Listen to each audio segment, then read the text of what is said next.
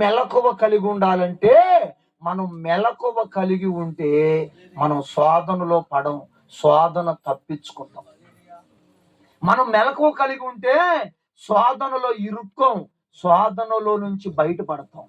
అందుకని మరలా చెప్తున్నా, ఈరోజు కొన్ని కుటుంబాలు శోధనలో ఇరుక్కొని పోతున్నాయి. ఈరోజు కొన్ని కాపురాలు శోధనలో మునిగిపోతున్నాయి. మరలా చెప్తున్నా, శోధన అనేది ప్రాణం తీసేస్తదమ్మా. సాంసోను ప్రాణం తీసేసింది, సాంసోను కళ్ళు తీసేసింది, సాంసోను బలం తీసేసింది. సాంసోను దేనికి పనికి రాకుండా మారిపోయాడు. ఎందుకు మారిపోయాడంటే మెలకువగా లేనందున శోధనలో పడి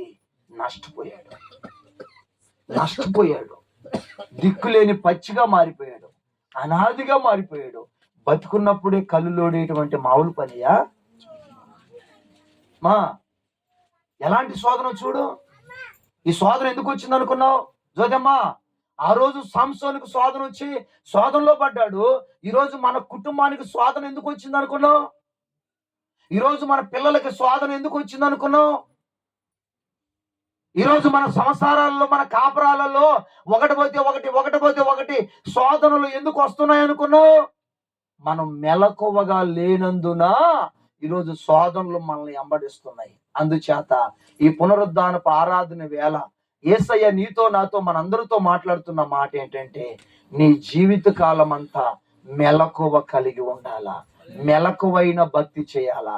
దారిలో పోతున్నా మెలకువ కలిగి ఉండాలా, వ్యాపారం చేస్తున్నా మెలకువ కలిగి ఉండాలా, ఉద్యోగంలో ఉన్నా మెలకువ కలిగి ఉండాలా.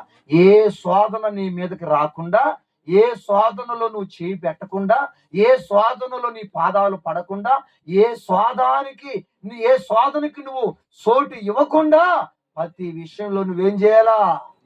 మెలకువ కలిగి ఉండాలా. అప్పుడు నువ్వు ధన్యుడివి. స్తోత్రం కలుగును గాక.